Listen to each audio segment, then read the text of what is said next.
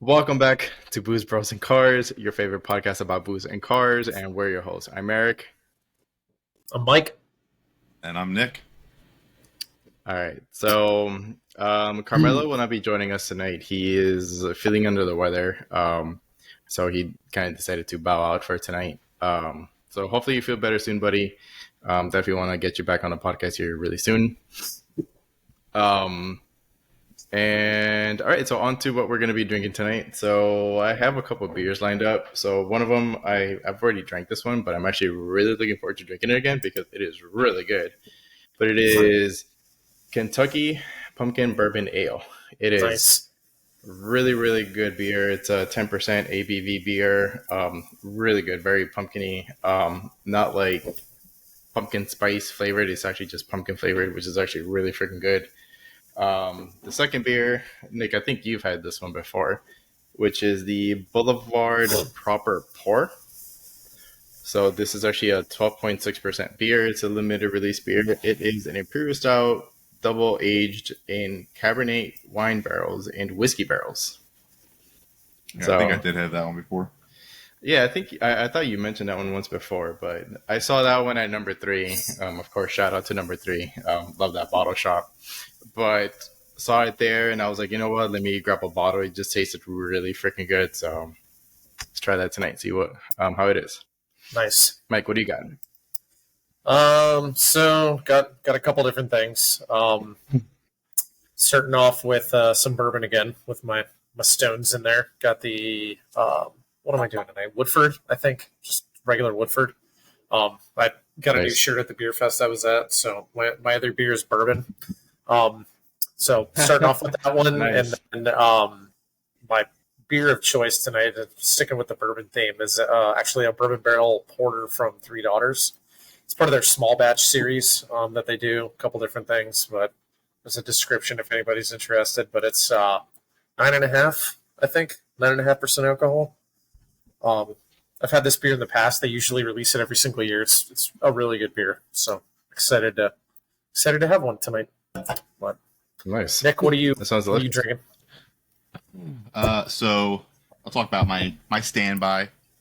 I haven't finished it yet. Shit's awesome. You've put a hit on that Oh, yeah, bottle, dude. I've got two more bottles. Jesus. Nice. Jesus. I'm glad I bought the 3 bottle set because this shit's delicious. So the Whistle Pig Piggyback, the Alfa Romeo F1 Team choice blend with the lychee and the oolong barrel. Awesome. The other one, I guess we didn't really communicate, Eric, but I did decide to pop one of these open. Is from Burial Brewing up in Asheville. Eric's sister lives up that way, and I was lucky enough, since they would not ship to Florida, to be able to get her to go in there and pick me up 3 bottles of this. One of which I've gifted to number 3 already, just because it is something unique and limited release. This one, they've got some wild ass names.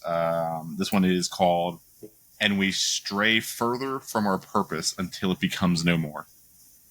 What's the meaning behind that? Who the hell knows? The cover of it is like the whole kind of Libra setup with a heart and a brain on the scales. But what it is it's an imperial stout with peanut butter, honey, toasted coconut, and vanilla bean, and it tips the ABV scales at 13%. It is. I've taken a couple sips and I shared a little. It's not really sickening sweet. I shared some with the wife already, and that usually is a big red flag for her. And the fact that there's coconut in it usually instantly turns her off. She took one sip and just like I got the whole like kind of look like, oh my, this is delicious.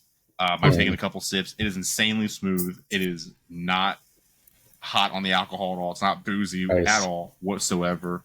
I'm probably going to make Eric pick more of this up when he's or some of their beers up when he's up there for Thanksgiving in a week or two. But so phenomenal brewery, and I'll talk more about it as I drink more later on. Yeah. That's it for me. Just those two. Yeah, I was just gonna say that I'm gonna be up in North Carolina area. I'm leaving next Saturday, really early in the morning, like ass crack of dawn. Like actually, not even ass crack of dawn. It's still gonna be dark as hell. Make my way up to North Carolina, and I should be there early afternoonish, like 2-3 o'clock in the afternoon. Taking my Corvette up there. I'm gonna be hitting the Dragon. So Check out the footage that I'm going to record up there because I'm going to be recording like just the dragon run so you guys can see how the dragon is for the viewers that have never seen or heard of the dragon. Very, very famous road. It's known for being one of the best driving roads. I was up there last year, and there's a reason why I'm going back. It was a blast. I'm looking forward to bringing the Corvette back up there, especially after the coilovers. Probably going to end up screwing up my front lit, but we're not even going to talk about that right now. But yeah, it's going to be fun. And actually, Nick, I have a list of breweries that I'm going to go to. Oh, nice. And Share that with me, please. Bureau is one of them. Well, I mean, like I'll call them off here right now. Because I bought the one that you have. Right. And we stray further from our purpose until it becomes a more, which sounds phenomenal. You kind of sold me on that one. You're gonna love it. Yeah, well, my sister actually asked me. She's like, "Well, I'm gonna pick Nick up these beers. Do you want anything?" And I was like, "Yeah, grab me one of those." And she's like, "What else do you want?" And I'm like, "Hold on, let me check and see." So I went and I looked on their website, and they had one that sounded phenomenal. I don't know if you saw this one, but it's called Portal of Sound to explore the possibility of non-existence. Like, dude, some of their names literally sound like it belongs on a white card in Cards Against Humanity, like some just wild ass like statement, and it's like, what the hell? Yeah, and the artwork is dark but beautiful. I mean, it's I don't know what it is about that place, but and I'll talk more about this beer the more I drink when we do a recap later. But yeah. But yeah, I'll share that list with you. But kind of quick, the one that kind of caught my attention is a brewery that's called Archetype. Bureau is on there. Wicked Weed is on there, so I'm hitting up Wicked Weed.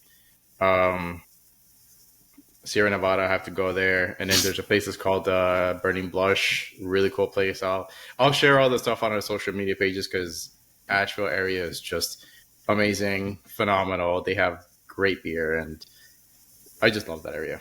But anyways, more to come on the trip that's coming up next week. But onto car talk. So, Nick, you have a quick update here for us on the UAW update, right? Or the UAW? Yes, we're probably a week to 2 weeks kind of behind the announcement, and about a week and a half behind the actual official signatures and stuff. But UAW, which is the United Auto Workers, which is the union behind all the manufacturing blue collar people that are at the factories, shipping departments, parts, all that kind of stuff in the United States. They have finally reached agreements with all three manufacturers. I believe Ford being the first, Stellantis being the second, and then GM coming in last a day or two later. They're all, I think, bumping about 25% pay over the course of 4 to 5 years. Right. So we've now basically taken a workforce who is considered one of, if not the highest paid workforce in a manufacturing world. They're one of, if not the highest paid already prior to these agreements. And frankly, over the last couple of years, their quality control has been terrible, yet they felt they deserved more money. I'm probably going to piss people off with that one, but all over the country. Detroit, Chicago, Kentucky, Louisiana. I mean, they're just everywhere. They're all over the country. Because some of them are not even the main vehicle manufacturing plants, but they're the parts plants that build the engines, brake kits, whatever. So they're basically going to become probably the highest paid manufacturing folks in the world. And shortly after they come back, we start receiving vehicles, right? And the images start coming out.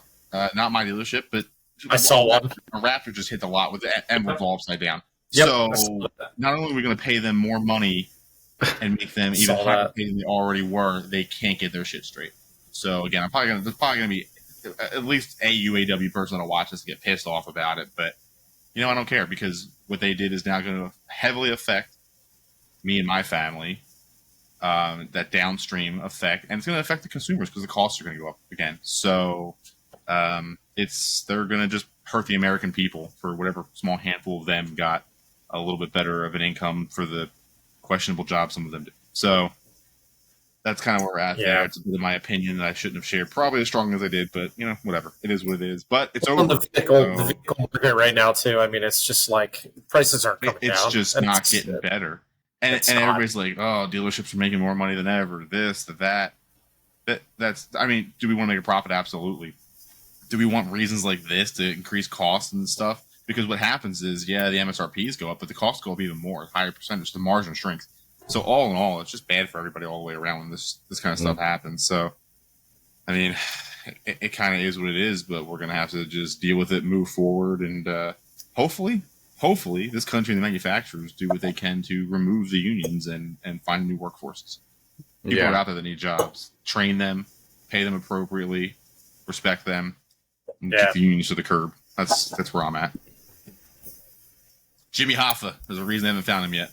Remember that. Jimmy Hoffa. Yeah. That's really funny. All right. It's just my mind. I mean, it really does.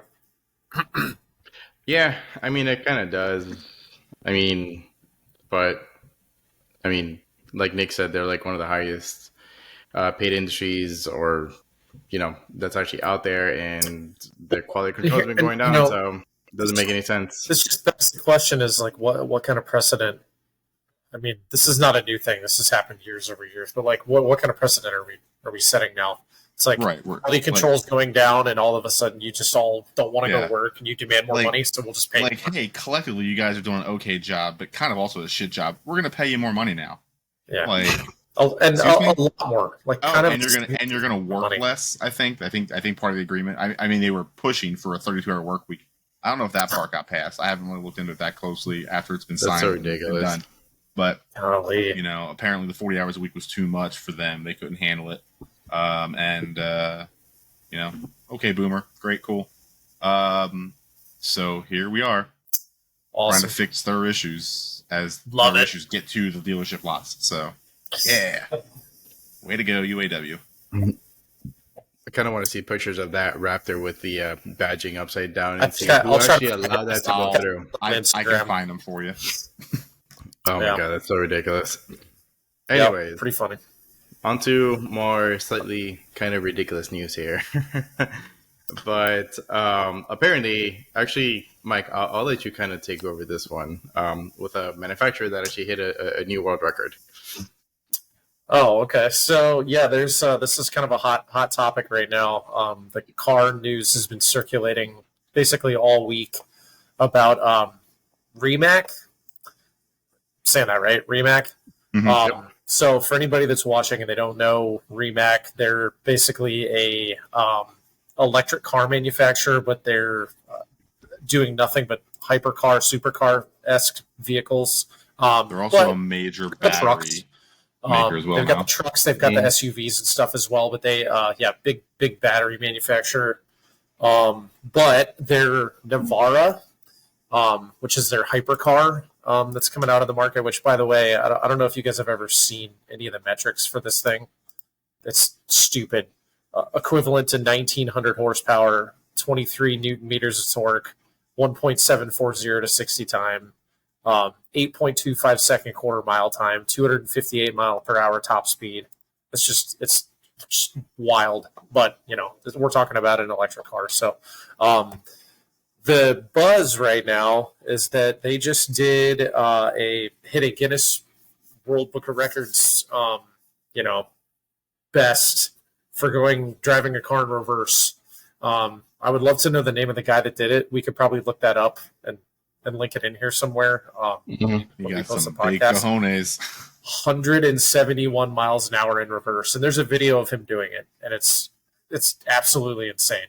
So, dude, the whole time I was watching it, my butthole was just puckered because I was waiting for a stone or any little sneeze, and that thing is just whoop, off it goes. Yeah, like, it's crazy. That dude has probably some of the biggest balls ever. Like, that's insane. Absolutely insane. One of the funniest things about the whole thing is I can't remember who posted it. It was Car and Driver or one of them basically said that the Navara going in reverse is faster than the new Mustang Dark Horse going forward, which is That's another. It's ridiculous. It's not ever going to be a thing. But like, that's a metric that shouldn't exist, but it's hilarious at the same time. So kind of funny. Well, it's Way to like go, that Remake. well, it's like that ongoing joke that saying that the Dark Horse. no, not the dark Oh, horse the United States will use anything as a metric. yeah, yeah. I mean, Anything at all. and it's funny because like Ford kind of just was in all kinds of shit all over social media about dyno numbers for the Dark Horse. Still Yeah. happening. Still going on. Yeah, so this A lot of people are really upset that Ford did not, I don't know, assess those numbers correctly. So there's a lot of people that paid a lot of money for these cars and they're not getting the performance out of them that they were expecting. And now they have to go to bed realizing that a Rimac Navara can go faster than them backwards. So yeah. sucks to suck, I guess. I don't know. For me, I'm a huge fan of the S550. So at this point, I think if I ever got a Mustang, I would just get an S550. Yeah. But anyways, the Dark Horse looks good. I'll find you a nice Mach 1. That's the way to go. Dude, honestly, I would not. All right, this is going to sound a little ridiculous, but I would not mind a EcoBoost. Yeah, you've talked about that before. I mean, the EcoBoost isn't bad. However, the Mach 1 offers the track pack, kind of like a Shelby, with some big, fat, sticky tires, front and rear, suspension upgrades, aero. Like the Mach 1, basically the Dark Horse replaced the Mach 1. However, and this is one of the fun metrics to Mike's point, is apparently Mach 1s, even though they're 30 horsepower less at the crank per the manufacturer, put down more wheel horsepower than a Dark Horse. Wow. So either there is something else in this new S650 that's causing a parasitic drain on the drivetrain, or Ford's wrong. I don't know. I don't want to say manufacturer's wrong because typically the manufacturers undershoot it to tell the EPA to F off. Which let me ask. we're okay with. But like, how do they miss it that much? So I don't know.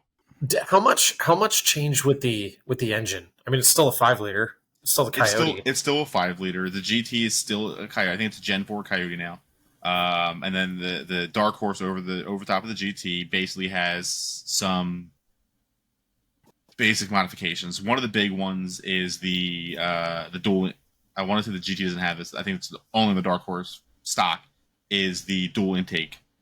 So it's got a true dual throttle body and everything. So that's one of the big things that's different on the Dark Horse over the other. Not to mention the massive brakes, the massive Brembos that come with it and stuff like that. Like, it truly is basically a track pack car right off the rip with the ability to get an even nicer one as you go up. But in a similar fashion, it's running a Tremec manual transmission, just like the Dark Horse was. So really, it's just the upgrade to the Dark Horse. It'll be really interesting to see. And a dyno's a dyno. Like, we all know a dyno's a dyno. There's no skill in a dyno. I want to see what the same driver can do with both cars on a track and see where it is there. Because we've talked about this. I talked about somebody at work the other day. Going fast is fun, but going fast in a not straight line is way more fun. So I don't care what the dyno says, what the drag strip says. I want to see, and I know it's a muscle car, pony car, whatever. It's a very European looking one now and very agile and nimble. I want to see what those two things side by side with the same driver and same prep do on track. That to me will tell me the story. I don't care about the dyno numbers personally. I could care less. It's to me, a dyno's like, I don't know. I don't even know a good analogy for it, but like a dyno is only good for the person who owns the car because it gives you a benchmark on which to build from. Right. So if you're modifying if you a car, use the same dyno exactly. every single time, if you use the same brand dyno, exactly. So to me, it's silly. You don't know what Ford came up with those numbers, where those numbers came from. Well, they're going to hook these up to an engine dyno and get crank power. So so that's where a lot of that's going to come in, and they're not going to. I'm sure they ran them on an actual dyno once the car was built. And based on what we're seeing, I'm sure they weren't going to come out and be like, hey, this is what it's putting out of the wheels. Yeah. They weren't going to throw themselves under the bus there. But again, dyno numbers, to your point. It's a great benchmark to build upon for an individual repetitively as they modify, but it doesn't tell the whole story. And at the end of the day, muscle cars aren't what they were anymore. They're track cars now, really, at the end of the day. So that's kind of the new focus. So what do they do on the track competitively and comparatively? That's what I want to know. Yeah. Yeah, it's funny. Most of the cars dominating in drag racing, you would never expect to be a drag car, like twin turbo Lamborghinis and Audi R8s and yeah. I mean, Teslas. For the sake of argument, technically, if I dynoed my Explorer right now, I should have more horsepower than a Dark Horse. So, I just weigh almost 5,000 pounds before I'm in the car with full tank gas. So, that's the big difference. But yeah, sorry, Dark Horse owners. What are you gonna do? Sorry. Yep, get stopped by an Explorer from a dig. Yep, there you go. At least you look good. Don't embarrass your people. They might just run into you. It's true. But at least I'm bigger. It's not like it's a Vet next to it or a Camaro next to it. That's true. I'm going to still win. That's fair. Yeah. That's fair. But, all right, let's stop talking trash on the brand that I do sell and feed my family with, please. We're just talking about one car from the brand. It's okay. We'll talk about your previous brand then. Yes. Still a fan. Still own one, technically. Yeah. Which is Hyundai. So earlier this week, they announced something very interesting, which is that they're going to be releasing the Elantra and Cup car. So with releasing that news, they also released that they want to do a one make race. However, the one make race is scheduled for next year, but we don't know if it's going to be a one-time race or if it's going to be a series. So it's kind of waiting on more news on that. It's going to be kind of exciting to hear what Hyundai wants to do. I definitely would actually like to see them do a series and not a one-time race. I think a series would actually be very exciting. It'll kind of bring a twist to one make races. I mean, we see one make races every single year at Sebring. So we specifically see. Yeah, that looks good. It does. It looks cool as hell. It looks good. That's the new facelifted Elantra. That's the new 24. Yep. And here's the cool thing about this, right? Like, what's the most common one make race probably in the world?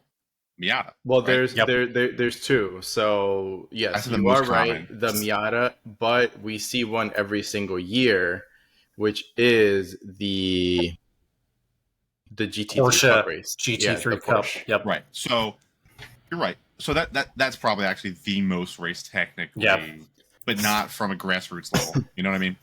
For the sake of money. This is a potential grassroots level kind of thing, right? Mm-hmm. Like you can go buy at least. Okay, I worked for Mazda 3 years ago, give or take. When I was with Mazda, you could walk into a dealership and pay 53 to 54 grand and buy a spec Miata car, a 2020 spec Miata 4th generation race car. You could order it right through the dealership and pick it up off the showroom floor. So if Hyundai is thinking along the same lines, we've now have a third brand entering this world, but a second affordable option for grassroots people that want to get involved. Because I mean, the Elantra, an Elantra N normally is about the same as a Miata. So I have to imagine that you should be able to pick up one of these, spec built Elantra N race cars for south of 60 grand. Ready to, that's what I like to imagine with inflation from over the last few years and whatnot, or somewhere in that realm. And I mean, is that a lot of money for a Hyundai Elantra N? Sure. Is that a lot of money for a legit track ready race car? No. And that puts a lot of people, I think, into the potential running for something that is a pretty badass little car. Of course. So it's exciting. It's cool to see. And again, we always talk about this, and I still believe this. Hyundai is one of the last fun manufacturers that's affordable. Like we all will tell Porsche, right, or Porsche, whatever you want to say. The 911s, the GT Cup cars, like that is just phenomenal, right? They're absolute beautiful machines and flawless machines. But as far as obtainable entry level, 300 grand. Yes. Yeah. So we're talking about a fraction of the price for a car that could be very competitive on a track, and especially to just imagine 20, 30 of these things zipping around a track like the Miatas do. Yeah. Screaming. Well, it's funny because I'm reading a Road and Track article on it, and it says one make races are far from new invention, but in the last few years, we've seen a few big players establish their own. I didn't know this. So Toyota GR Cup is a series for the GR86 Cup car that ran for the first time this year, but I guess that's going to be an annual thing. And then also, I don't know if you knew this, Ford will also run a one make series for the new Mustang Dark Horse R. Yeah, because they make an R cool. and an S, but the R is a truly track-only version. The S you could technically, I think, street legalize. It's basically just an insane dark horse, but the R is non-registerable, non-VIN numbered, I believe, just chassis code. Like, it is a true purpose-built race car right out of the factory. Going to cost more than the Elantra N, I'd have to imagine. But But yeah, no, it is fun to see these manufacturers like getting into this and taking something like this seriously, because all these you've got like these Formula E and just the EV race cars coming out and all that, and everybody's saying here it is, death of racing, and you've got these brands, to your point, Toyota, Ford with the new Mustang Dark Horse, Mazda now Hyundai, you've got Porsche, Ferrari, Lamborghini also in there again on that upper echelon kind of car. So it's just cool to see somebody else enter their hat into the ring in their own little thing in a grassroots type affordable level. It's nice to see that racing, as we know it, isn't dead and is actually growing. So, I mean, like, I don't think racing is ever really gonna die, because I mean, like, to your point, you did bring up the Formula E, which obviously is my a concern thing right is that that's going to take over eventually, and all we're going to hear is vacuum cleaners run around the racetrack. I don't want to hear that. I don't believe that, because one class that we've been seeing a little bit more often kind of coming out are the hypercars. And a lot of the hypercars that we've seen with WEC, they're hybrids. Yep. And they sound awesome. So there's videos of them. If I can find them, I'll clip them right here. Go ahead, Zach.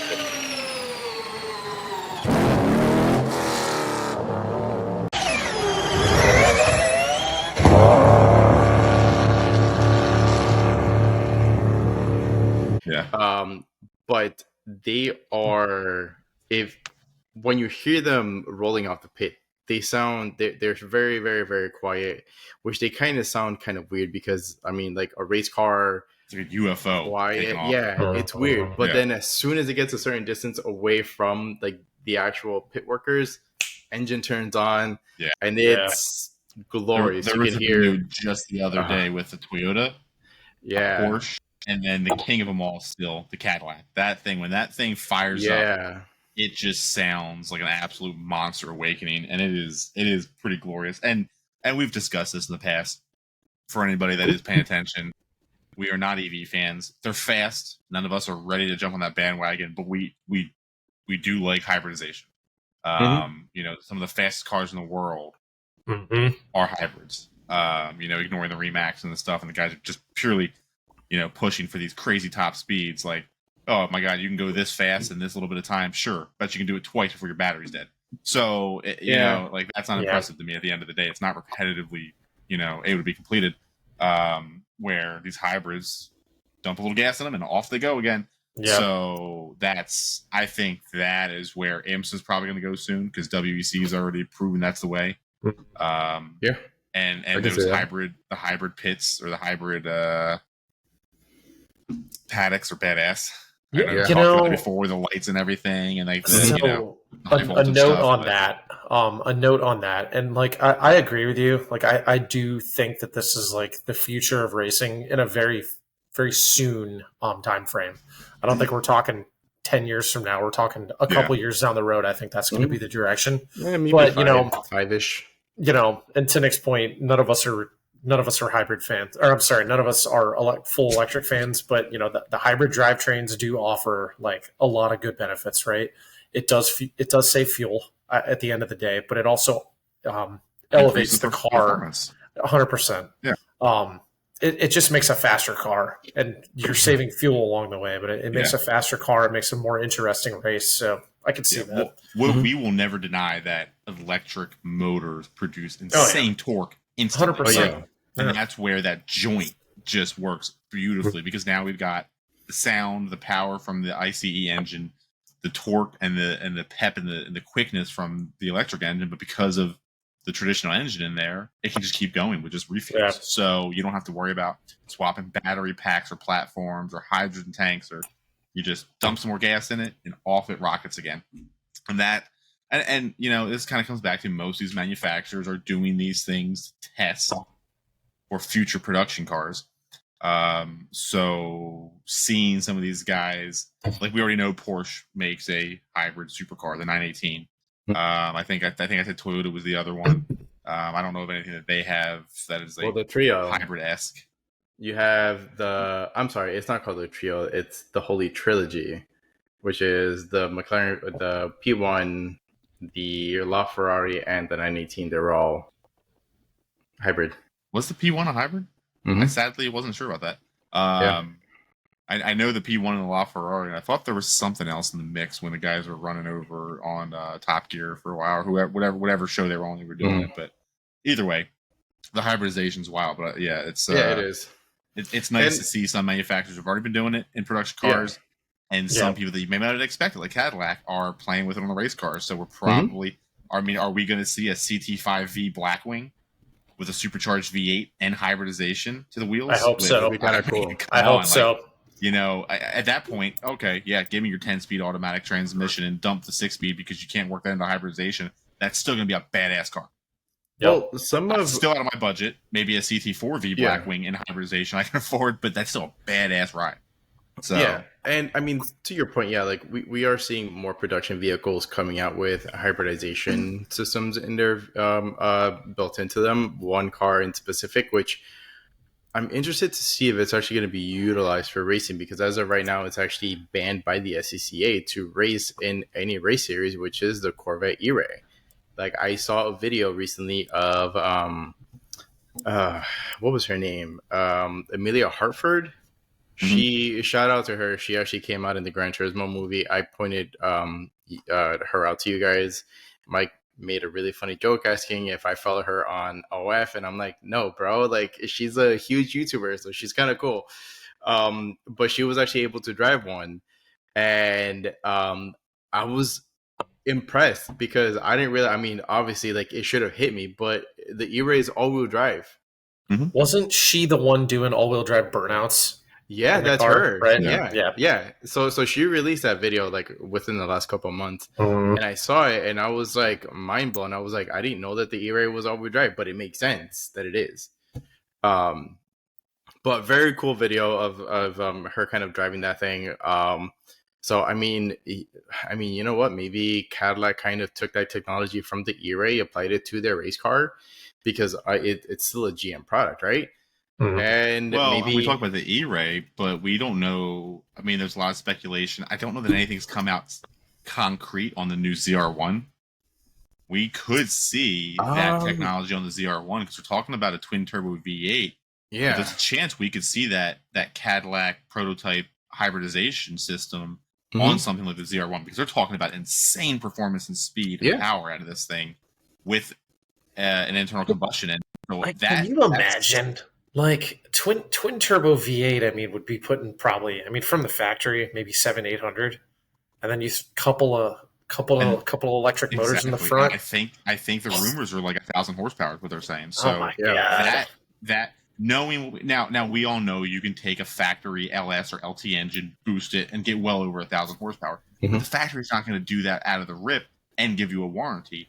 However, to Mike's point, if they can get 700-800 and toss another 200 to 300 on through the electric motors at all four wheels, like holy shit, that's like that thing would be an absolute rocket. Again, now we're in Blackwing territory where not any of our budgets at this moment, realistic vehicle at this moment, but that would be epic. Is that what's going to happen? Could I be totally wrong? Absolutely. I could be 100% wrong. It could already be confirmed as a twin turbo. I haven't been following that closely, but that I could see that being something that happens, something badass. I mean, obviously, Yeah. technology, GM owns it. No, it is. Yeah, you are 100% right on that. Have they announced the price of the ZR1 yet? I don't No, think I don't so. want No. to know. I probably I don't want to know. honestly, they're probably not going to release it until they release the actual production model. Like, we're not going to get that information until the You're release date. looking at low to mid $100,000 MSRP. Oh, I'm sure. the Z06, the Z06 is mid. over 100, like 105 or something like that. So it's got to be mid. It's got to be mid 150s. I would see it being in the 150 range, which, based on its Italian and European competitors, is a steal. Still cheap. Yeah. Yeah. It's true. Yeah. Less expensive. Cheap's a bad word. Yeah. Cheap's a bad word. But like when you if you Still compare cheaper that to than like Lambo. when you compare it to a Huracan or you compare it to Yeah. Ferrari, it's not the 488 anymore. What is the newest entry level Ferrari, if you will? Pista, some shit. You're still 300 plus. Probably brand new. Or again, a turbo GT3 Porsche, and you can't modify them either. I'm just saying, you can't modify them either. Just saying. I don't know that you're going to be able to modify the ZR1. I mean, a year after. The way computers are these days, it's getting harder and harder, man. Somebody will jailbreak that after a year of it being released. Well, yeah, I'm sure they're probably already working on it. Honestly, no. I mean, I'm sure they're working on the Z06 ECU already. So yeah, I'm sure. For sure. Anyways, back to the Hyundai. We kind of derailed this conversation here, but I was actually kind of looking up some specs here. Actually, Mike, I think it was actually from the link that you actually sent. But apparently, it's going to be a multi-stock engine and dual clutch transmission coupled with KW coilover suspension, stripped out interior, lightweight aerodynamic upgrades, and the new N1 version benefits primarily from wider tires for increased grip. So the Elantra Cup car, not gonna lie, it sounds really freaking dope. It sounds cool. I'm gonna share another picture.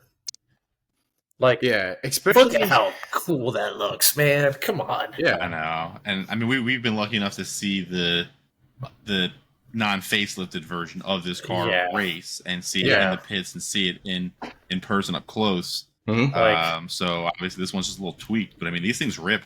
I mean, pretty sick looking little car. I mean, granted, just like other Cup vehicles, I doubt this thing's going to be street legal. Probably. Yeah, you're going to have a chassis code, probably not even a VIN. Oh yeah, yeah, that's probably how it is. Mike, do me a favor when you exit out of this. Don't exit the chat. Yeah. No oopsies, okay? Listen, I learned my lesson, all right? I'm sorry. I was being dumb that night. Oh, that's funny. But yeah, no, it does look cool. And so I was going to say one point about this, which is it's going to, if Hyundai wants to release the Elantra and Cup car one make race series, it's going to bring a twist to one make races that we have not seen yet. Because if you think about it, if you name all the manufacturers that have one make races, Porsche, Mazda, Ferrari, Lamborghini, Toyota now, Ford now, all those cars are rear wheel drive. This is a front wheel drive. So this is going to be a whole new level of driving because, I mean, think about it. Guys that are driving in the Mazda Cup Series or the Miata Cup Series, they're probably going to want to jump in on the bandwagon of the Elantra and Cup races. But they have to change their driving style. Or you can't drive over front I'm thinking maybe we see an exodus in like the WeatherTech touring car series. You might see people leave the Nissan Altima. Are you talking about the sports car? The sports car challenge? The sports car challenge. Yeah, you might see some of those guys from other manufacturers jump over now to this to run if this grows. You know, to your point on that, there already are front wheel drives that race in the sports car challenge, but there's no like bespoke one make race. You know, like to your point, the Nissan and who wants to be known for racing Altimas? Yeah, there's also Hondas. You find that can race a car. Wait, hold on. I've never seen a Ultima racing in the Continental Street Challenge. Where I've seen them at is the Supercar Challenge, and it's a rear-wheel drive converted V8 swapped Ultima. I'm pretty sure I've seen Ultimas at Sebring when we were there, man. I've never seen one. Maybe there's one. Excuse me. Because you kick them with a passion and you try to pretend they don't exist. Yeah, that's probably accurate. Nissan definitely has a car in there. I just don't remember which one it is. I swore it was the Ultima for some reason. I don't remember seeing a Nissan in there. I feel like I just remember hearing this thing sound ridiculous straight pipe. It was pink. I remember a pink one for some reason. Are you sure? At Sebring, yes, I do. I mean, I remember it. We had a couple of pink cars, but they were like pink Porsches and. Well, and you always have your Honda. You always have a handful of Hondas, right? Because it was the type. The Iron Dames was Lamborghini. We had a Lamborghini, and then there was the American IMSA one that had I think a Porsche GT3, I think, something like that. Possibly. Yeah. Yeah, I think Nick's right though. I remember seeing Nissans out there, but I mean, honestly, I love that. I love that race. I mean, it's usually 2 hours long at Sebring when we go, but it's really fun just because it's it's cars that are obtainable for you and I. You have Audi S3s out there. You've got Elantra. Elantra N now, but it was the Veloster N before that. You had Honda Type Rs. Mustangs, Camaros, a little bit of everything, but it was always a fun race to watch. Yeah.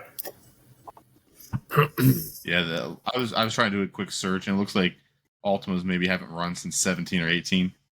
I was gonna say, I have not seen that. So they might not be doing it anymore because they were running under the Nismo nameplate, and obviously now with the new Z out and stuff like that, that's not necessary. Yeah, Like I said, I've seen them. I've seen Ultimas running in Supercar V8s, which is something that we don't watch. I'm probably gonna end up watching it next year. It's not really over here. It's all Australia. Yeah, it's Australia. For the most part. Australian. But dude, the driving there is obnoxious. I love the balls on these Aussies, man. I hate the animals and the bugs they got over there, but dude, the batshit crazy stuff they do is just insane. Watching these guys take these weird modded out little trophy truck things and launch them in the air and shit, and it's all right. If you guys actually want to see the epitome of an Aussie and how he drives, look up Fink. He's a drifter. I know who he is because he's a drifter. But the dude is crazy. Oh, he's the one that drifted a Corvette here in the US. The one that did that crazy reverse entry. Yeah. Yeah. Okay, so I'm gonna clip that video right here. That is insane.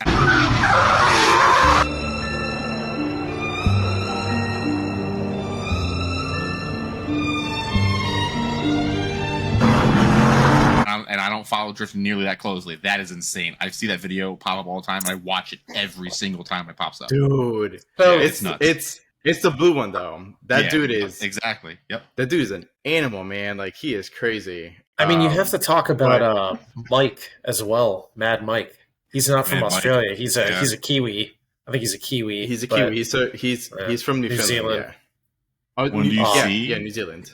You see, he got a new, or was it him that got the new gig recently? Possibly.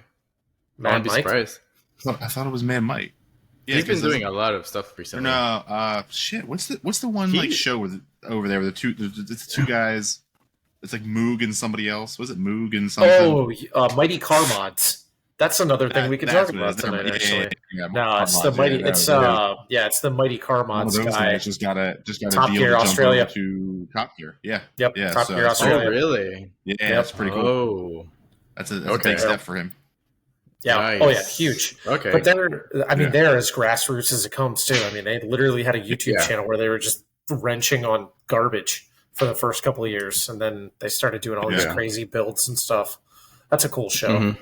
I actually like watching those guys. Mighty Car Mods is we can wrench on. But what is the one that's in Germany or in Europe? Do you remember it was that one main guy that he had the Miata and he got rid of it, the red Miata with the yellow stripes? Oh yeah. I think his name is Alex. That's in Europe. That's in he's British. Germany is in Europe. Oh, Oh, Well, he's in British. he's Yeah, British. yeah. So he's Um, British, but he's a, like he at the had Nürburgring a lot. his Miata. He had a name for it. It was like Frank or No, it Harold, wasn't or Frank. It was like something like else. a No, typical person's name. Though, like, oh, what is it? Oh yeah, that's gonna drive me I've got crazy. to I've got to look him up now because like that Yeah, I dude was know. fucking great. Like he's awesome. Yep. Um, I think I'm pretty sure his name is Alex. Maybe. Uh, Maybe, I don't know. I can't. no. I'm trying to think of the Miata that you were talking about. I can't even think about that. I mean, if I Do you saw remember? it, I probably It's would recognize it. and it went through multiple different renditions, and I think the last time it had a Yeah. 1.8, but it was supercharged. Maybe it was either turbocharged or supercharged. possibly. Yeah. I've What the been in hell a was the name of supercharged that 1.8. show? Holy shit, they're nuts. I know. I wish I could get one. Nobody makes kits for Miatas anymore. Nobody. Phil. I know. Phil was the name of the Phil. car. That's it. Yes, I had Yeah. to look him up. Okay, so his name is Alex, but I can't remember. He was in a YouTube channel before Yeah. too. Yep. But as far as I know, like he got rid of Phil, like so he sold Phil, unfortunately. But man, that dude was Phil. freaking great. That Miata was cool as hell too. I got to drive my But- Miata yesterday. It was fun. It's fun. First Oh, time yeah. in like a month and a half, 2 months. Yeah. You Yeah, need how to hot was name it? your Miata. And now I need to fix the air conditioning, sell it, buy something with a V8. Yeah, we That's need what to- I really need to do. Dude, get on it. I drove my Corvette this morning because I had to do an oil change and prep it for the Tail of the Dragon. But it was, I mean, me knowing, and I'm like going in it like very, very cautiously because I know that the clutch slipped on me 4 times. But it was right Yeah. after Bradenton, so I'm gonna take it easy on the clutch. But Yeah, when Yeah, you're on the dude. Dragon though, you're not mowing through You gears. need to- so Yeah. no, I'm probably You gonna be know. in second, third Yeah. gear the whole time. the majority of the But, time. Like I anyways. said, like we were talking about off-site, like you're not going to be just fucking powering into it, just slamming it into gears, Yeah. you know? Yeah, I mean, I was heel toeing it today, and it did not slip at all. Like, did not smell burn clutch or anything, so it should be fine. Anyways, we're kind of rambling on here. Let's go ahead and do a quick beverage recap here. I'll kick it off. So the Kentucky Barrel or Kentucky Pumpkin Barrel Ale, it's 10% ABV. If you guys have not tried it, you should. Kentucky Pumpkin Barrel is actually just Kentucky barrel aged beer itself. Is really good. Lexington Brewing, they the- make good beer. Yeah.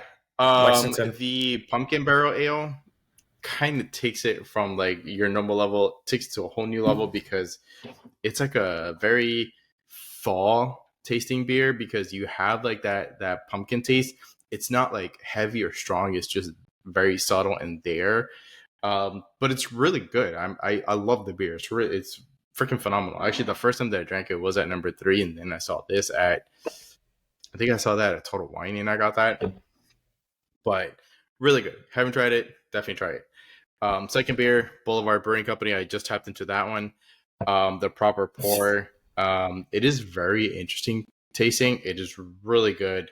I'm actually really enjoying it.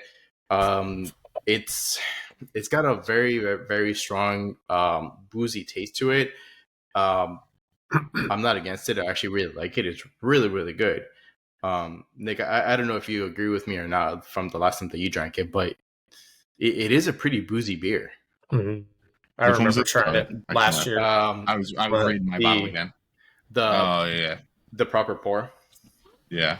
I don't know that I remember that. I just remember that Boulevard puts out generally some solid They make good beer. options. Oh, yeah. No. I can't say I remember that exact bit about that one, but Yeah. But anyways, that's my take on my beers. Mike, what about you? What about your beers? Or actually your drinks, because you're drinking bourbon too. Bourbon was good. It's all gone. It's delicious as it usual. was terrible. Yeah, it was terrible. I didn't like it. Terrible beer. Terrible beer. The bourbon porter from Three Daughters. This beer is actually really good. It's 9.5, so it's nothing crazy. You know, you guys are definitely drinking some higher ABV stuff, but you do get a good bit of the bourbon barrel flavor from this, And I was doing some reading on it. For anybody that doesn't know Three Daughters, they're located in St. Pete, in Florida. They actually aged the beer in St. Petersburg distillery whiskey barrels. So kind of cool. Both a brewery and a distillery from St. Pete. Whiskey shines through alongside notes of coffee and dark fruit. And you actually do get some of the dark fruit flavor. Kind of adds a little bit of sweetness in the background. It's really good. I'm enjoying it. This seasonal is going to be out for a little bit. So. Yeah, I love Three Daughters. They make phenomenal ciders. Like their ciders, their ciders awesome. are, oh my god! Like they make like key lime, apple cider. They make an apple pie. The key lime one is phenomenal. It's so good. They have a raspberry lemonade cider now too, which is awesome. It's really good. Holy shit! It's super good. Interesting. Three Daughters. If you guys are watching this, give us tag them. You know, but yeah, I will. But Sarah, I mean, keep up the good work. Sarah, sponsor Mike, us. Send us some ciders here, and we can review them. You guys are phenomenal. Whatever you guys are doing, you guys are doing great. Anyways, sorry. Go ahead, Mike. No, that's it, man. That's all I got. Beer's really good. I super enjoy this. I think I've tried another Three Daughters on here, if I remember correctly. I think I tried their I think you did. The Rocket Pop, the vodka soda. That's thing. Right. Yeah. Oh yeah. Something fun, but they do a lot of really fun stuff. But yeah, good beer. I recommend it. Nick, what are your thoughts? Right, so since we're back on the booze, I'm not going to mention what I'm drinking right now yet. Today I went to the Sarasota Medieval Fair. We go almost every year, which is about an hour and a half north of us. It's actually Sarasota, but it's actually in Mayaca City now. They purchased land and they've built it out, and they've done this pretty cool thing. Well, it's just like east of Sarasota. Yeah. It's on the other. It's about 10 miles east on the other side of 75, instead of just over by the Ringling Brothers and all that stuff. That's what they used to do, the Ringling Brothers land. But while we were there today, there was a booth giving out free tastings and also selling product. They are from Key Largo, I believe. They are a meadery that I did not know about. It's called Keys Mead. Which is exciting because we had Garage East, somewhat local, and they are closing down due to some lease issues and maybe profitability. I don't know the details. Yeah, it's a shame because every time I've been there, they're great people, great meads, awesome flavors. Their R&D coming up with shit is awesome. But this place today, man, me and my wife ran through a handful of things they do, down to some spirits they do. One was a Krupnik, which is kind of like their version of almost like a Jaeger, but incredibly smooth. And a limoncello type beverage that my wife had that was very, very smooth and delicious. And a handful of meads. One of the meads was actually aged in, I forget the exact whiskey maker, but one of their sour mash barrels. So you pick up some of that flavor in there. They had a spiced apple pie one that I drank plenty of because they had them at all the pubs around. And then they had their orange blossom on draft. So even though it was being draft almost like a session mead, it still had a high ABV with a little bit of carbonation to it. It was really good. So either way, I just kind of shout out to them. And one of the reps actually is moving to Cape Coral in like 4 or 5 months. We got talking to her, and she's like, "Yeah, we've been moving to Cape Coral, which is a neck of the woods, which is where I live." And what is it called they're making again? this our new home. Keys Mead. Yep. Nice. And, interesting. So it was kind of cool to bump into them, try some stuff. I bought 3 bottles of shit while I was there. So I will crack one of those open for one of these, show you the bottle, talk about it. They're still, I think, in their infancy. The labels are very simplistic, but the quality of the meads, everyone I tried was solid. So nice. For all the ones I failed, they're doing great. So back to what I'm drinking. I've been slow drinking because I've been day drinking. I had a shit ton of meat today, and it's been a long day. And I had a shot of Bacardi because I thought I was pouring limoncello because on my mind it was lemon Bacardi. So I pre-gamed a little hard, but this stuff from Burial, I will confidently say this is the best stout I've ever had. And I love stouts and porters and shit. Really? Damn. I'm for it, dude. There is no booziness for a 13% alcohol. The flavor balance is absolutely amazing. The mouthfeel is stout. It's solid. Okay. It's high merits. I'm a sucker for peanut butter, and the fact that my wife hates coconut and it says toasted coconut and she loved it. The balance is perfect.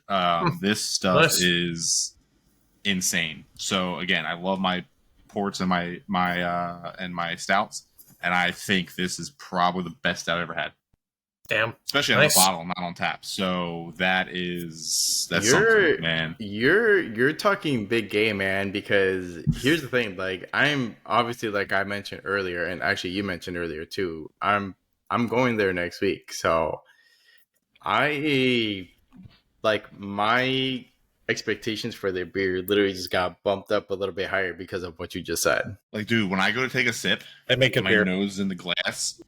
It smells like I just shoved my nose into a tub of peanut butter, and I mean, yeah.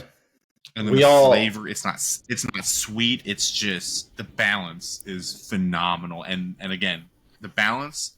It's not hot. It's not boozy. It's so smooth. It's easy to drink.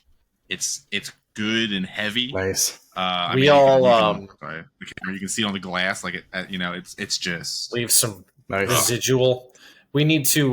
We all need to make a trip up to Angry Chair, in Tampa. Where are they at? Soon. Okay. Tampa. But they've got some good beer. At the beer fest that I was at last weekend up in Tampa with Tampa Bay Brewing Company, they throw it. Badass Beer Festival. It's awesome. They had a imperial stout with chocolate and peanut butter, and it literally tasted like a Reese's cup. It was so freaking good. Oh my god, so good. Yeah, so can't remember the name. So of it. while I was gifting my third bottle to Mark and Brandon, which at number 3, our local bottle shop, they put my name on it. So I think they're not going to open it until I'm there. No, they're going to put it in the cooler. Yeah, I told them like this is for you guys, and they were like, no, they put my name on it. They put it in their private stock cooler.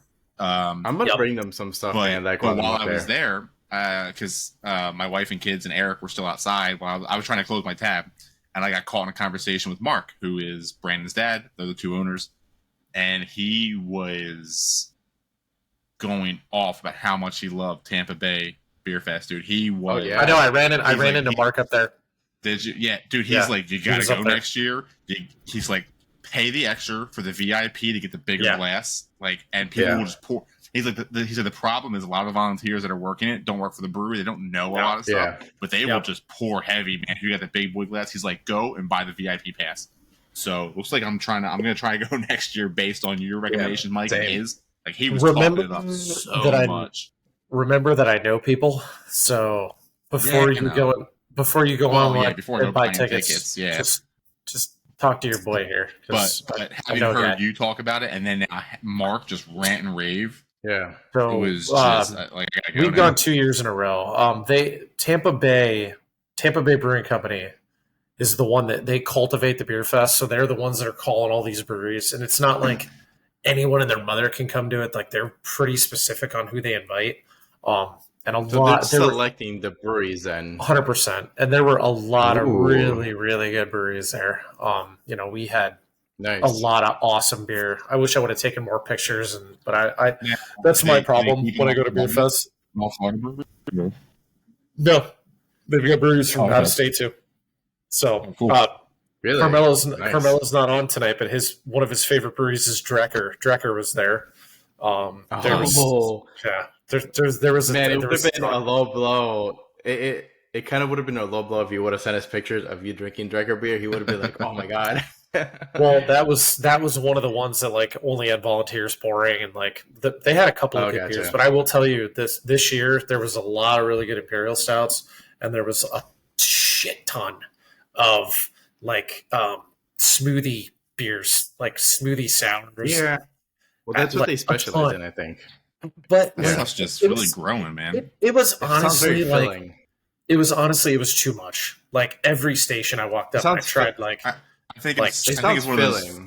Yeah, but I think smoothie beers are one of those fads that's kind of go up and then kind of level out, come down, level out, and just continue on. Like sours blew up for a while, and now they've kind of like chilled a little bit. Yeah, whether I hope it so, be man. whatever like they're good. Sour, they've chilled. So I think smoothies are the same. They're good. Like I can appreciate them because they taste good, but it's not beer. Right. Like at the end of the day, it's not beer. Yeah, and So- it's you know what I mean. And you can have some high ABV ones, and like to your point, they can be delicious, but they're so heavy, they're so sweet. I can't. I'm not gonna name the brewery, but I literally tried a brewery at this beer fest that it was so thick. It was like they poured me a glass of like milk, like vitamin D milk, and it tasted like yogurt. I kid you not, it tasted like I was slurping down Yoplait or something. Good Like, yogurt? no. So they just- poured you a glass of liquefied yogurt. It was Yeah. not great. Here's your Not dairy great. product. Really? Alright. Buttermilk. I like it, but they call it a beer. I'm like, oh my god, this is like literally yogurt, but whatever. Okay. What are you gonna do? Yeah. I want to know at that point what makes it a beer. I mean, okay, but you have to look, okay, and I not to defend them, and it's just more along the lines of like my experience with a specific brewery that we've gone to, which is Corporate Ladder, right? Like they make a lot of smoothie stuff, like all of their dessert stations. Theirs are They're good, though. all smoothie. Right, They and are. they prep you Yes, they're for the really thickness, good. and they tell you to roll. They prep you Yeah. for that. You know, Yeah, and and you know what to they expect. do. And I mean, like we tried a lot of their stuff. I still have a lot of their stuff in my fridge, which Mhm. I'm probably going to be talking about them like every other week at this point with how many bottles of their beer I have. But anyways, that's besides the point. Their stuff is really good, but I mean, like even if it's like a very thick dessert style beer, like it's still classified as a beer. Sort of. Maybe. Kind of. You know, it's funny. Like being in the beer industry my whole life, not my whole life, for the last decade of my life, right? There's a lot of intricacies there, and like if you pay attention to like German purity law, which is called Reinheitsgebot, then literally a beer cannot be anything more than water, hops, malt, and yeast. Like that's it. That's what a beer is at the end of the day. Like that's all that's in it. Yeah. But like now people are putting fruity pebbles and ice cream and like just Don't knock Fruity random Pebbles, right? Fruity Pebbles is delicious. dumping. To the Germans' point, though, I think that needs to be the base. I get that shouldn't be what is just beer, but that should be the base. And is that even the base on some of these smoothie beers? Like, is it? I don't think so. What is the alcohol? Honestly, you want to know fermentable?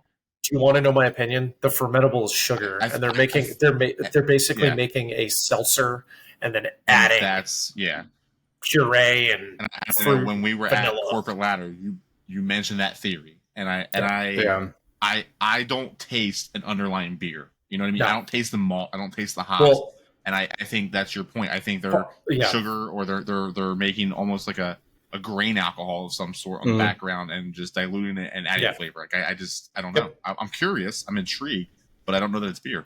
So it's basically I think it's a flavored seltzer. Now, granted, there are a lot of breweries that add a lot of stuff to beer, which actually has hops, malt, yeast, water. But you know, it's hard to mask the beer flavor. You still know you're drinking a porter. You still know you're drinking a stout or whatever, a red ale. Yeah. Exactly. Like for me, like something like this stout I just drank, the malt, the body is the malt to me. Like I can taste it, that molassesy kind of, like that's what I always think of. And I don't know. No. Yeah. Yep. I mean, they're all good. Whether or not it's beer or not, that's a whole other story. Yeah, I'm not knocking them. I'm just, are they categorizing it correctly at the end of the day? You know, it's gray areas there. But yes, you guys should go to Badass Beer Fest next year. Yeah, and also, do I care? No. I'm intrigued. Personal curiosity at this point. Yep. Yeah. As long as it's delicious, that's all that matters. Yeah, if there's booze in it and it tastes good, I'm down. Exactly. Yeah. I mean, if it tastes good and doesn't have booze in it, I'll still drink it. So you don't get this big without that, you know? Yeah. Oh man, that's great. All right. Anyways, we keep derailing our conversations here, man. I know. Great. I love it. It's great. Yeah. All right. So, anyways, on to more car talk. And this one kind of hits close to home to me because the next car talk. It's something that I love. It's something that Nick might find very interesting. But so two YouTubers that I watch regularly. They are currently right now in Japan. So in Japan right now, the reason why they're there is that they're getting prepared for something that's called Drift Matsuri. So it's their fall Drift Matsuri. And it's located at a Bisu circuit. If you guys don't know what a Bisu circuit is, it's actually nicknamed the Drifter's Paradise. The reason why it's called Drifter's Paradise is because there's 7 tracks. There's 7 tracks for drifting. The most popular tracks, it's the North Course, Nishi, Toge, School Course, and what was called Minami. Minami is no longer a drifting course. They kind of did away with that, and they kind of threw a shit ton of gravel on it. So now it's considered a rally track to kind of give rally drivers like a space to actually be able to drive. But Ibisu, if you guys haven't seen it or heard of it, check it out. It is awesome. The owner of Ibisu actually is somebody that I looked up to when I was in high school, which is his last name is Kumakuba, or actually his first name is Kumakuba, which he's a drifter. He is the owner and one of the main drivers for Team Orange when I was growing up and watching D1. The dude is an animal driving. He's a beast. He literally builds 4-wheel drive cars or Subarus and Mitsubishis, converts them rear-wheel drive, drifts the shit out of them. Great freaking That's driver. awesome. And not car specific, but for anybody curious, Matsuri actually is a Japanese word for festival. Yes, yes, it is. And, it is. And that's just from my my anime nerd and lover of Japanese culture stuff, and so yeah, so it's which is why it's literally a drift festival. Yeah, which is why awesome. why I was gonna say that Yeah. you were actually going to find this really interesting, because so with Matsuri at Ibisu, they have 3. So they have the spring Matsuri, they have summer, and then they have fall. The fall is the most popular one, which is actually going to happen next weekend on October 18th. Boost weather. It is boost weather. And craziest thing ever, a lot of the cars that are drifting there, they either have a JZ motor, specifically a 1JZ, either non-VVTi or with VVTi. There are some differences between the motor. Non-VVTi is twin turbo, VVTi is single turbo. I just found that out recently. Kind of good kind of piece of information to have. But it's perfect, to Nick's point, boost weather. And a lot of the cars there, they are boosted. They're running, like I said, JZs, they're running SRs, they're running RBs. So I'm very, very interested to see how kind of everything is going to be unwinding. If you guys want to check out any of the content for Ibisu, check out Jimmy Oak's YouTube channel or Instagram page, which I'll link it on the bio, their bio or his bio on the description below. Also, Grant Anderson, I actually have one of his shirts. The dude seems like a really chill person. He's got great content. He's very technical when it comes to him doing stuff, and then he's a great driver too. So I'll link his stuff on the comment below or on the description below. And I'll also add some comment or some clips for the courses, which is going to be North Course,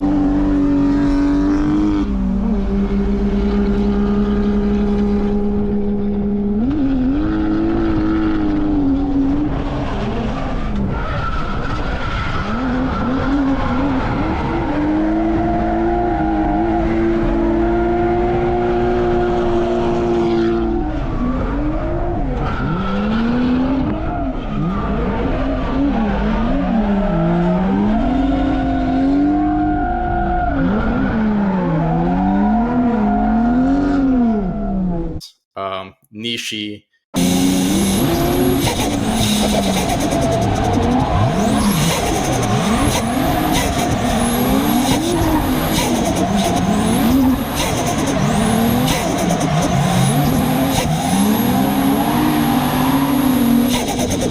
Toge,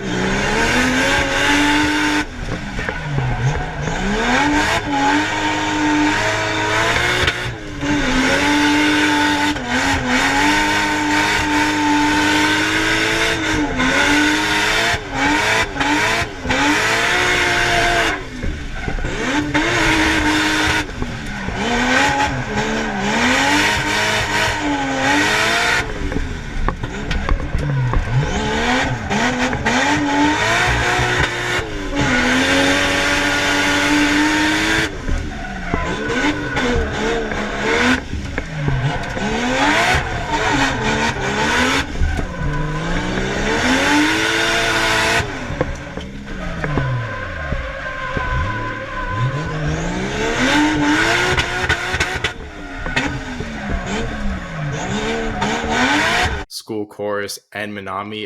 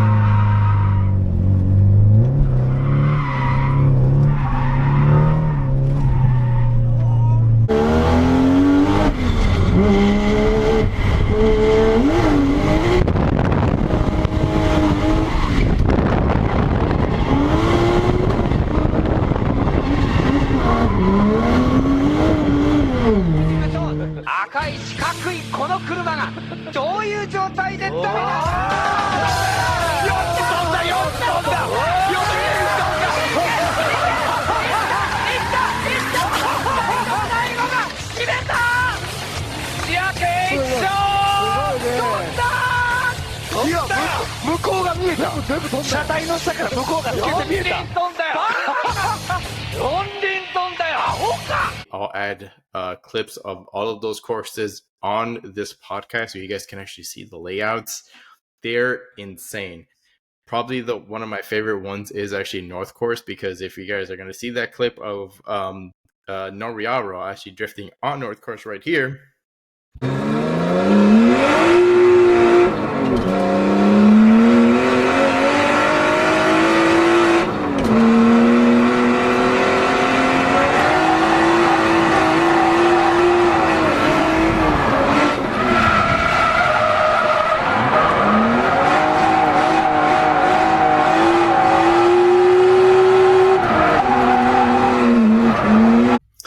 You'll see that there's a wall that he actually initiates into or towards, and a lot of those drivers, they just tap the wall and they just keep on drifting, and they do like a reverse entry.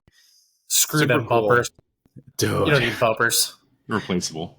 Yeah. Listen, the reason why I said that this shit hits pretty much close to me is because that is like my dream trip to Japan. To literally spend, these fuckers are there for 2 weeks. That's awesome. 2 weeks in Japan and just drifting. And the crazy thing is that they're not the only like YouTuber or influencer that's going to be there. You're going to have people like, I mentioned Noriaro, he actually might be there. There's another guy, his name is Milky Diamonds, he might be there. You're going to have Adam LZ is going to show up there. And you're going to have big name drifters. Actually, Chelsea DeNofa is there. And fun fact about Chelsea DeNofa, he bought a E36 Touring, which is a station wagon, dropped the 1JZ into it, built it in less than 4 days. Damn. In Japan. That's crazy. So he did a one. Yeah. Like okay. I don't know how I feel about that. Dude, E36s and E46s with a JZ motor or with an LS apparently is the perfect drifting combination. It's so here and here's what this is. And I have a love-hate relationship with BMW. I've had some bad experiences with the 7 Series that I used to own. The 12 cylinder was great. The electronics were a fucking nightmare. Pardon my language. However, when I think of like a BMW, especially an older one, dude, all I want to do is put like an S54 in that bad boy, a straight 6 with a big ass turbo right from BMW, like, you know, like these old like 335s. Put out massive power. So I don't know how I feel about that. Like, I get it. A JZ is epic. But my God, a BMW should have a straight 6 from BMW, the big ass turbo, and just let it eat, man. So like, you really need to check out Chelsea DeNofa's YouTube channel, which I'll actually link that on the description below as well. But he actually he is a BMW purist. I mean, I just announced that he is retired from Formula D and he's kind of stepping away from Team RTR. But when he started Formula D, he started off with BMW, and they all had N54s, N55s, and that's what he drove, and that's what he was known for. And to this day, he still loves, like, he is a BMW purist, but he will literally destroy those cars by smacking the shit out of either somebody's car or a K-Rail. The dude's awesome. I love that guy. It's great. Yeah. I'll have to watch some videos of that thing running, but dude, like I said, like in less than 4 days, he did a motor swap on that thing, and it's running. Like the last video that I saw, I think Jimmy Oaks did like a video, because Jimmy Oaks, if you guys watch his channel, like he's young, like he's in his late 20s, but this dude is an animal. He knows how to tune cars, like he's a tuner. He knows how to modify cars. He knows how to do swaps on them. But That's what I mean, he, man. If you got the money and you know what you're yeah, doing, especially yeah, fabrication, I mean, you can get anything done relatively quickly, especially with the right no. shop. Like, Well, here's the it's thing, so like impressive. he, 4 days is impressive. it is, but here's the thing, like these guys built the cars by themselves because like Chelsea DeNofa has been swapping cars ever since he's been drifting, and he's been drifting for 10 plus years. Um, uh, Jimmy Oaks, or actually Grant Anderson first, he builds cars, so like all of his drift cars, he's built them. And Jimmy Oaks, he tunes every single one of his cars. He does not have a tuner. He tunes them himself. Actually, I take that Pretty back. badass. He has like an LS powered right hand drive E46 that he did have somebody tune, but he set the base map for it. Like, so he created a base map and then it got tuned from there, which apparently his base map was spot on, and then they kind of enhanced it. So Minor Jimmy tweaks. Oaks knows what he's doing. So shout out to him. Him and Grant Anderson are living my best life right now because they're in Japan drifting JZXs. Dude, we're gonna go. Whether it's for drifting, we're gonna take a group trip eventually. Dude, we're gonna take a group trip. I want to go during the fall Matsuri, and we're all buying either buying or renting JZXs, and we're going to start door tapping the shit out of each other. This is my only, like, I'm down to go in the fall, but I really want to go in the early spring again. So for anybody else watching, I went for my honeymoon. I got married in April 9th. So we went the next day. We were there on the 10th in Tokyo, and it was spring. It was cherry blossom season. The Sakura Festival, yeah. Absolutely awesome time to be there. If anybody's truly watching this to this point, don't ever go during Golden Week in the summer. Whatever you do, it is everything's shut down. Stores are shut down, restaurants shut down, everybody's on vacation, and they're just basically having a giant party across the country. And it is chaos. And not chaos in a good way, like it's just packed. Don't do it. But spring, fall, specifically depending on what part of the country, to see the cherry blossoms, totally recommend. Not cheap, but 100% worth it. I mean, I would be down for going for the springtime because they have a spring Matsuri. I want to go back multiple times again. So no, agreed. But I really want to do the fall Matsuri eventually. Oh yeah, but I really want to do the fall Matsuri mainly because of the fact that you're gonna have so many influencers and so many like big names in drifting that are gonna be driving there. That for me myself, like once I actually do start drifting, I want to drift with these guys because it's kind of weird. Like I haven't done drifting yet, but I have the same mindset as them, which is I want to drive with the best drivers that I can. And I feel like Japan, which is the birthing place of drifting, that's where you're going to find the best drifters. Even if they're not Japanese, like obviously, like I said, like Fall Matsuri, like it invites a bunch of gaijins, which is called foreigners in Japanese. But yeah, like you got a ton of foreigners showing up and they're just driving the pit. They're buying JZXs. They're driving the piss out of them. And they're all tandeming like door to door with each other. So that's what I want to do. Like it just seems like the ideal drifting trip. So that's kind of why I want to go during the fall time. Yeah. Springtime looks awesome. I'm kind of like the same boat as you. I want to go and check out. You just got to make sure, because I learned this the hard way. In advance, you have to get a AAA international driver's license. Yes. So I there's did not do that in time. So there's that, and then Chelsea DeNofa actually recently made a video that or it was him or Grant Anderson, because I've been watching all of their vlogs because they're literally doing like every other day upload. So Jimmy Oaks and Grant Anderson, they're doing like staggered uploads. So they'll upload every other day, and then the other one will upload the day that the other one's not uploading. So it's kind of cool. So you see content every single day. But I can't remember if it was Grant or if it was Chelsea DeNofa, but apparently you can do like a prepaid debit card. I forgot what it's called. And apparently it, like every like gas station, food market, restaurant, they take it. So you can literally you can preload money into this debit card, and then you can literally just use that the whole time you're there. Maybe. I just use my bank card. My US bank card worked everywhere. Yeah. Everything automatically converts. The ATMs automatically convert. It's actually very, very friendly for foreigners to visit, regardless of not speaking a lick of the language. But the JR Rail Pass is the most important thing to get ahead of time, which is your You train mentioned that too. and subway pass. Yeah. Yeah. I But feel like you would need that, like especially if you need if you're gonna be like in Tokyo or like Okinawa, not Okinawa, Osaka, Kyoto, all of them, Osaka, they Kyoto all area. run the Yeah, JR high speed rail lines all through the country, so that's the yeah, way to go. yeah. Because actually, random fact about Ibisu, it is like very, very north of Japan. So it is like in the country of Japan. So it's like literally like in Yeah, the a lot of people boondocks. don't realize there's multiple islands, and Yeah. I want to say 3 major islands, and Aviso, I believe, is Mhm. in the northernmost island, Yeah, it is. which is almost the equivalent of like say going from like Florida to New York. Like it's a Mhm. big stretch. It's a big distance. It's very different Um, weather at different times of year. I would There's say, mountains, snow-capped mountains and stuff. So yeah. it's yeah. I don't think the distance is the same. I think it's a lot shorter. I would say the It's drive not quite that, but between, it's a yeah. noticeably different climate that goes between them. Oh yeah, yeah, yeah. No, 100%. Yeah, you are right on that. But anyways, these guys are living my best life. I kind of wish I could be over there. And I mean, you guys know I'm huge into drifting, and I have reasons why I'm big into drifting, and the biggest factor is that I don't like boring motorsports, so I'm not big into drag racing or things like that. I like technical motorsports, and for me myself, like I've autocrossed before, like I've done it. I haven't done uh, a road course racing, but it seems just as technical as autocrossing. But when it comes to drifting, you're literally going from it's like autocrossing, and then you're kind of enhancing that because you're having to do so much more. Like you're having to initiate, counter steer. You have a hydraulic e-brake, and you're having to hydraulic, like pull the hydro.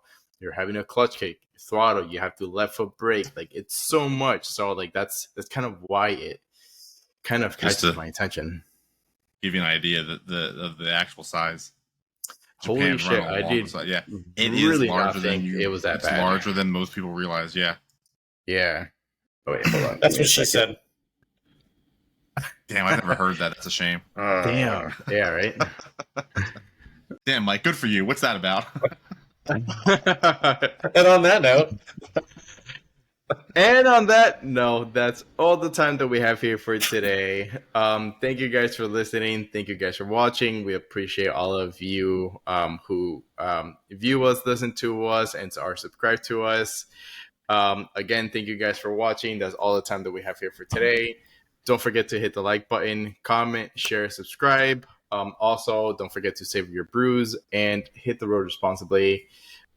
Cheers to booze and cars, and we'll catch you guys Cheers to next Mike's week. BBC, apparently.